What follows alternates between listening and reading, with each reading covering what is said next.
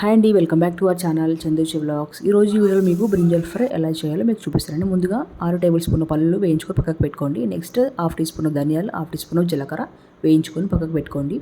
Next వచ్చేసి ఇవన్నీ చల్లారించి పక్కకు పెట్టుకోండి. నెక్స్ట్ మనం వంకాయలు కట్ చేసుకొని సాల్ట్ వాటర్లో వేసుకోవడం వల్ల మనకు చేదు కలర్ అనేది చేంజ్ కాదండి.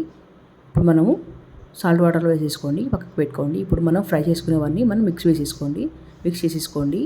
5 నుంచి 6 వెల్లుల్లి అండ్ కారం, ఉప్పు వేసేసుకొని మిక్స్ పట్టేసుకొని నెక్స్ట్ ప్యాన్ పెట్టేసుకొని పోపు దినుసులు వేసేసుకొని శనగపప్పు, మినపప్పు, జీలకర్ర, ఆవాలు వేసేసుకొని కరివేపాకు వేసుకొని మనం కట్ చేసి పెట్టుకున్న వంకాయలు వేసేసుకొని పసుపు వేసేసుకొని ఒక 2 మినిట్స్ ఫ్రై చేసుకొని లో ఫ్లేమ్లో మూత పెట్టేసుకొని నెక్స్ట్ మనం కట్ చేసి పెట్టుకున్న ఆనియన్ వేసేసుకోండి. ఆనియన్ బ్రౌన్ కలర్ వచ్చేసాక ఇప్పుడు మనం మిక్స్ పట్టేసుకున్న పౌడర్ ఉంది కదండి, అందులోకి యాడ్ చేసుకొని చక్కగా కలిపేయండి.